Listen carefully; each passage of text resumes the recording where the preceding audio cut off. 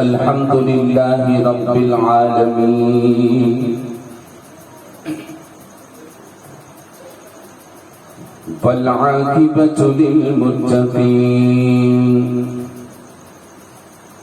والصلاة والسلام على سيد الأنبياء والمرسلين وعلى آله وأصحابه الطاهرين أما بعد أعوذ بالله من الشيطان الرجيم بسم الله الرحمن الرحيم ولنبلونكم بشيء من الخوف والجوع ونقص من الأموال والأنفس والثمرات وبشر الصابرين الذين إذا أصابتهم مصيبة قالوا إنا لله وإنا إليه راجعون صدق الله العظيم وبلغنا رسوله النبي الأمين المتين الكريم ونحن على ذلك لمن الشاهدين والشاكرين والحمد لله رب العالمين يا رب بالمصطفى بلغ مقاصدنا واغفر لنا ما مضى يا واسع الكرم يا رب صل على من حلا بالحرم طه الرسول الذي قد خص بالكرم يا رب آت المنى بحق سيدنا محمد صاحب الحياة والحكم يا رب سيدنا خير البرى سندا حصل مقاصدنا ذا الجود والكرم مولاي صل وسلم دائما أبدا على حبیبک خیر الخلق کلہم. عزیزان محترم، پیارے بچوں، نوجوانوں، السلام علیکم ورحمۃ اللہ وبرکاتہ. آئیے اس سے پہلے کہ ہم اور آپ سفر گفتگو شروع کریں، رب کے حبیب ہم سب کے طبیب، دانائے غیوب ہادی سبل ختم الرسل مولائے کل، مکی سردار مدنی تاجدار، دونوں عالم کے سردار یعنی احمد مجتبی محمد مصطفیٰ سید الابرار والاخیار کی بارگاہ پر انوار میں باواز بلند ہدیہ درود پاک پیش کرنے پڑھی. اللہم صلی علی سیدنا محمد وعلی آلہ وصحبہ وسلم صلاۃ و سلاما علیک یا رسول اللہ صلی اللہ علیہ وسلم. عزیزان محترم، تمہیدی گفتگو کیے بغیر میں سیدھا آپ کو ہماری کل کی نشست کے اختتام پر لے کر چلوں. ہم نے کل کی نشست میں یہ سنا کہ امام مسلم کے شہید ہونے کے بعد ان کے دونوں شہزادوں کو کس طریقے سے شہید کیا گیا اور نہر فرات میں ان کے جسموں کو بہایا گیا. ان کے جسموں سے ان کے گردنوں کو، ان کے سروں کو الگ کیا گیا، یہ ہم نے کل کی نشست میں سماعت کی، اور اس سے پہلے ہم سن چکے ہیں، جان چکے ہیں کہ امام مسلم کوفہ میں کیوں گئے تھے۔ امام عالی مقام حسین رضی اللہ تعالی عنہ نے انہیں تحقیق حالات کے لیے، وہاں کا جائزہ لینے کے لیے خطوط خط کے ساتھ وہاں روانہ فرمایا تھا۔ پھر امام مسلم نے اہل کوفہ کی عقیدتوں محبتوں کو دیکھ کر، وہاں کے حالات کارساز سمجھ کر امام عالی مقام کو خط روانہ کیا، اور امام عالی مقام سے گزارش کی کہ آپ یہاں پر جلد از جلد تشریف لے آئیے، یہاں کے لوگ آپ کا منتظر ہیں، یہاں کی تخت خلافت آپ کے انتظار میں ہیں، لہذا آپ جلدی سے یہاں تشریف لے آئیے۔ یہ خط امام عالی مقام کو ملنے کے بعد امام عالی مقام نے فوراً کوفہ جانے کے ارادے کر لیے، عزم صمیم کر لیا، لیکن ابھی تک امام عالی مقام کوفہ میں جو انقلاب پیدا ہوا خط روانہ کرنے کے بعد، امام مسلم کے ساتھ میں کیا پیش آیا، ان کے صاحبزادوں کے ساتھ میں کیا پیش آیا، یہ انہیں ابھی اطلاع نہیں ہوئی تھی۔ لہذا جیسے ہی خط امام عالی مقام کی بارگاہ میں پہنچا، آپ نے پڑھنے کے بعد فوراً مکے سے کوفہ روانہ ہونے کا ارادہ کر لیا۔ جو ہی مکے میں یہ بات پھیل گئی کہ امام عالی مقام مکہ چھوڑ کر کوفہ جا رہے ہیں، وہاں کے سفر کا ارادہ کر چکے ہیں، تو سارے مکہ والے اس بات سے ناخوش ہو گئے کہ نواسہ رسول ہمیں چھوڑ کر کوفہ کی جانب جا رہے ہیں۔ اور جتنے عقیدت مند تھے، جتنے محبت کرنے والے تھے، ان کو ناگوارا گزرا، تو سب امام عالی مقام کی بارگاہ میں انہیں روکنے کے لیے، انہیں سمجھانے کے لیے، مشورہ دینے کے لیے حاضر ہوئے۔ سب سے پہلے حضرت عبداللہ بن عبد الرحمن مخزومی رضی اللہ تعالی عنہ حاضر بارگاہ ہوتے ہیں، عرض کرتے ہیں آقا میں نے سنا ہے کہ آپ کوفہ جانے کا ارادہ کر چکے ہیں، لہذا خیر خواہی کے لیے پہنچا ہوں، اگر اجازت دیتے ہیں تو میں کچھ عرض کرنا چاہتا ہوں۔ آقا نے فرمایا، امام عالی مقام نے فرمایا آپ کو اجازت ہے، بے شک آپ میرے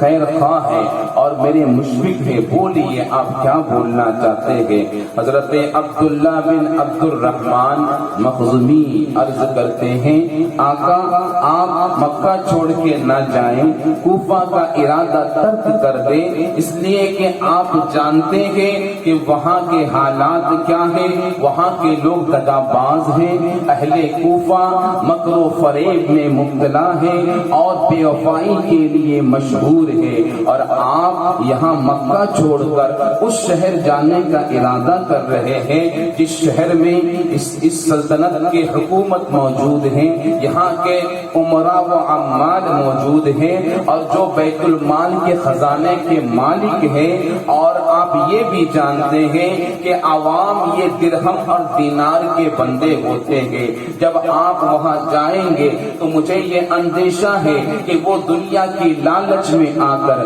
مال کے حرص میں آ کر آپ کے ساتھ مخالفت کریں گے اور آپ کے دشمن ہو جائیں گے اور آپ کے خلاف لڑنے لگیں گے. لہذا میرا مشورہ یہ ہے، میری گزارش یہ ہے کہ آپ وہاں کا سفر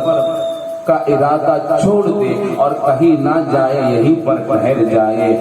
امام عالی مقام حضرت عبداللہ بن عبد الرحمن کے اس مشورے کا شکریہ ادا کرتے ہیں اور انہیں دعا دے کر انہیں رخصت کرتے ہیں، لیکن اپنا ارادہ نہیں بدلتے ہیں. اس کے بعد حضرت عبداللہ بن عباس رضی اللہ تعالی عنہ پہنچتے ہیں، آپ کی بارگاہ میں حاضر ہوتے ہیں، عرض کرتے ہیں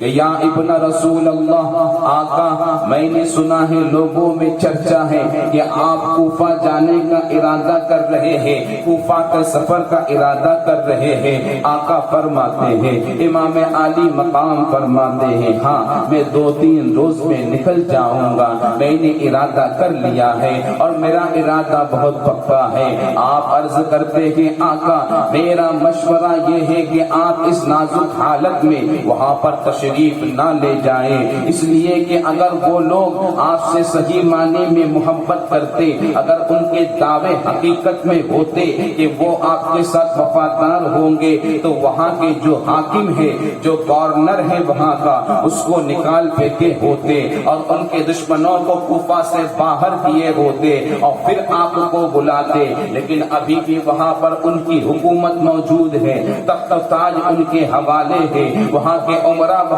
موجود ہے، ساری چیزیں ان کے انڈر میں ہے. اس نازک حالت میں آپ کو جو بلایا جا رہا ہے، آپ یقین جانیے صرف وہ جنگ و جدال چاہتے ہیں، اور جب آپ لڑائی پر آمادہ ہو جائیں گے تو یہی لوگ جو آپ کے بارے میں محبت کا دعویٰ کر کے آپ کو بلا رہے ہیں، یہی لوگ حکومت کی جانب سے آپ کا سب سے بڑا دشمن بن جائیں گے. اس لیے کہ ہمیں خدشہ ہے، ہم جانتے ہیں کہ ان لوگوں نے آپ کے والد گرامی حضرت علی بن ابی طالب رضی اللہ تعالی عنہ کے ساتھ میں کیسا سلوک کیا ہے، امام حسن مجتبی کے ساتھ میں کس طرح سے پیش آئے ہیں کہ یار و مددگار انہیں چھوڑ دیا. ان کی بے وفائی مشہور ہے. آقا آپ وہاں نہ جائیں، وہاں کا ارادہ چھوڑ دے. حضرت امام عالی مقام فرماتے ہیں، میں پکا اور پختہ ارادہ کر چکا ہوں، میں نے عزم صمیم کر لیا ہے، میں وہاں کا ارادہ نہیں چھوڑ سکتا ہوں. اللہ الصمد. ایک کے بعد دیگر بہت سارے محبان کرام آپ کی بارگاہ میں آتے گے، لہذا عبداللہ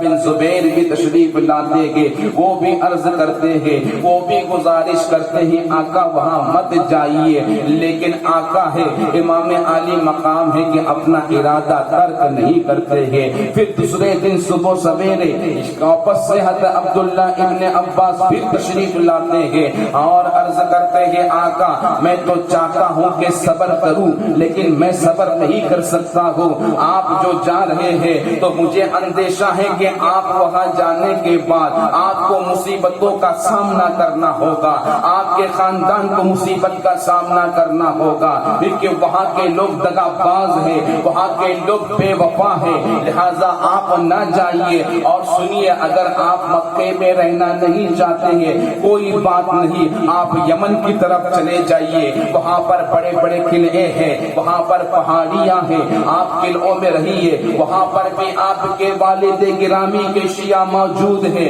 ان کے جانے والے وہاں بھی موجود ہیں. آپ وہاں جائیں گے تو امن و سلامتی کے ساتھ میں وہاں پر رہیں گے، آپ کو کوئی تکلیف نہیں ہوگی. پھر آپ وہاں سے اپنے قاصد بھیجیے، لوگوں کے پاس بھیجیے، لوگوں کے حالات کا جائزہ لیجیے. اس طرح سے آپ امن و سکون سے خیریت و عافیت کے ساتھ میں اپنے مقصد میں کامیاب ہو جائیں گے. لیکن امام عالی مقام ہے کہ ٹس سے مس ہونے کو تیار نہیں ہے. آپ اپنے قدم کو جمائے ہوئے ہیں، اپنا ارادہ ترک نہیں کرتے ہیں. پھر ابن عباس عرض کرتے ہیں، آقا کم سے کم اتنی گزارش تو سن لیجیے کہ کم سے کم اگر آپ جانا چاہتے ہیں چلے جائیے، اپنے بیوی بچوں کو لے کے نہ جائیے، اپنے اہل بیت کو لے کر نہ جائیے، انہیں یہاں پر چھوڑ دیجئے، ورنہ مجھے اندیشہ ہے کہیں ایسا نہ ہو کہ عثمان غنی کی طرح آپ اپنے اولاد کے سامنے، اپنے اہل و عیال کے سامنے شہید کر دیا جائیں۔ میری اتنی تو گزارش سن لیجئے، آقا امام عالی مقام فرماتے میرے بھائی یقیناً آپ میرے خیر خواہ ہیں، آپ میرے مشفق ہیں، آپ میری فکر کر رہے ہیں، لیکن میں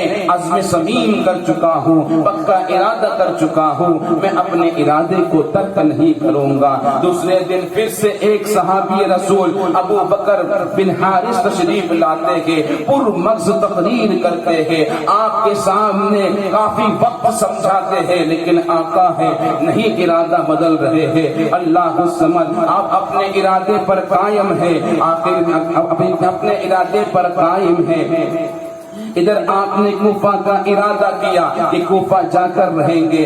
سارے محبان، سارے عقیدت مند لوگ جتنے آپ سے محبت کرتے تھے ایک بعد دیگر آپ کی بارگاہ میں آتے گئے اور آپ کو سمجھاتے گئے، لیکن آقا نے ارادہ ترک نہیں کیا، آقا نے ارادہ نہیں بدلا۔ عزیزو دیکھو تو صحیح، غور کرو تو صحیح کہ سارے محبان، سارے اہل بیت سے محبت کرنے والے آقا کو سفر میں جانے سے روکنے پر زور دے رہے ہیں، روکنے کی کوشش کر رہے ہیں، لیکن کسی بھی شخص کو میرے آقا کے مقصد پاک سے کوئی اختلاف نہیں ہے، ان کا جو مقصد ہے اس سے کوئی اختلاف نہیں ہے، بلکہ صرف اس بنا پر روک رہے ہیں کہ اہل کوفہ کے غداری مشہور تھی، اہل کوفہ کو وہ لوگ جانتے تھے کہ کوفہ کے لوگ کتنے غدار ہیں اور کتنے بے وفا ہیں، اسی بنا پر یہ سوچ کر روک رہے تھے کہ آقا وہاں چلے گئے اپنے اہل و عیال کے ساتھ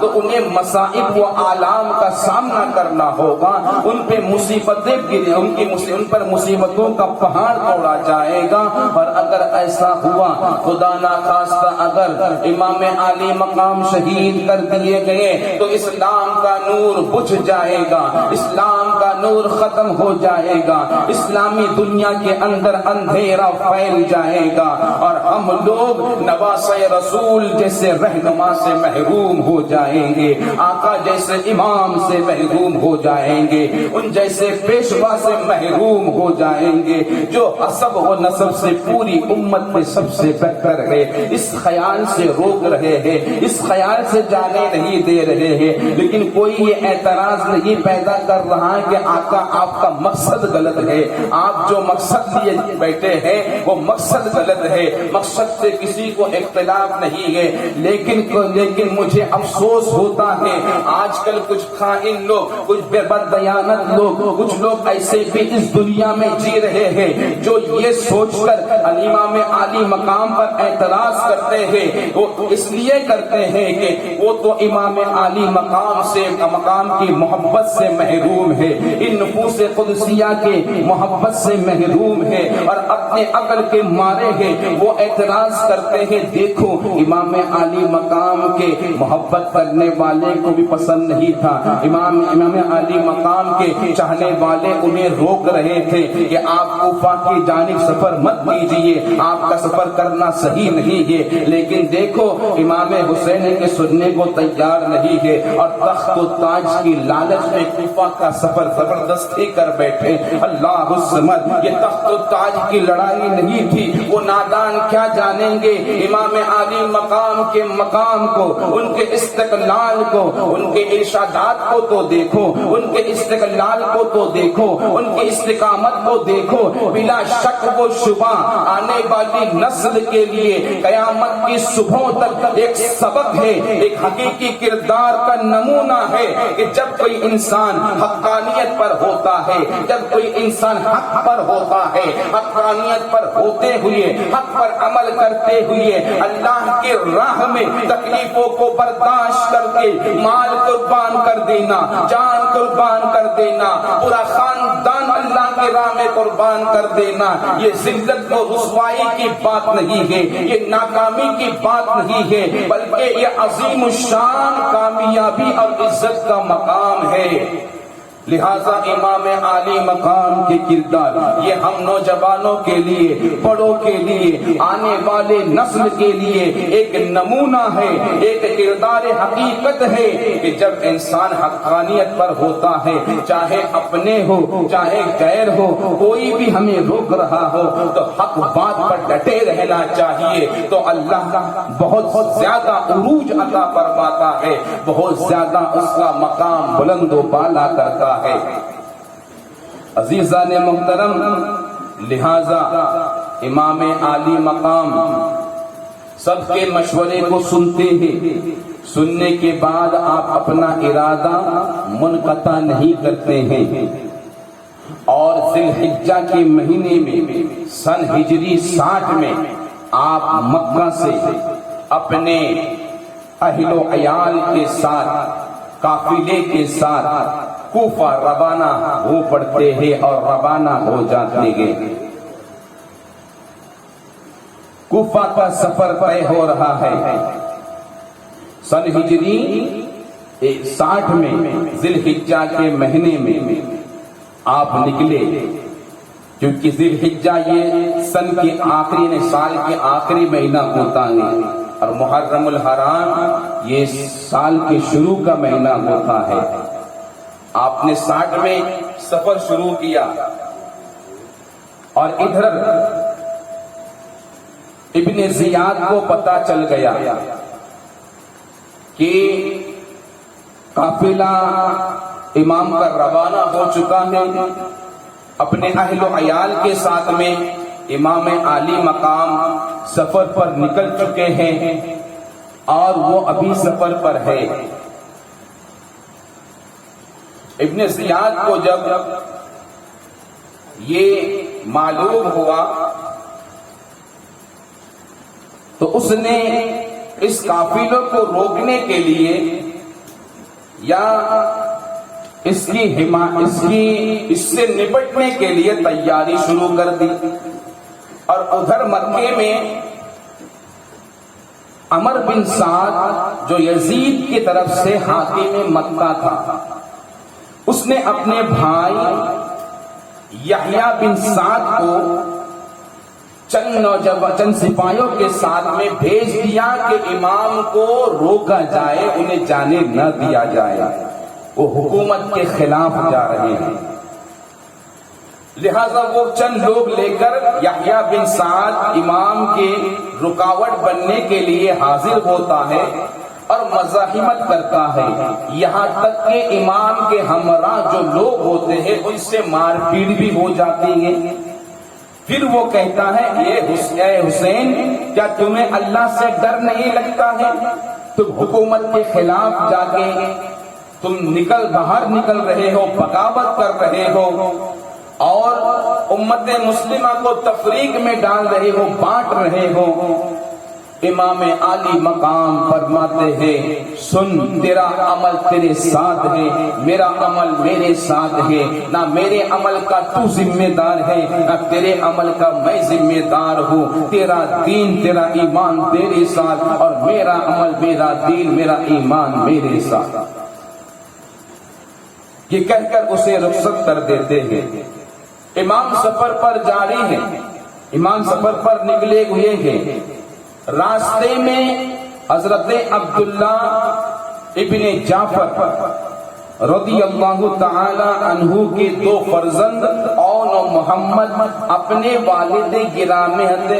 عبداللہ بن جعفر کے خط کو لے کر امام عالی مقام کی بارگاہ میں پہنچتے ہیں۔ راستے ہی میں ملاقات کرتے، خط ان کے حوالے کرتے کہ خط میں لکھا ہوا ہوتا ہے کہ میں آپ کو اللہ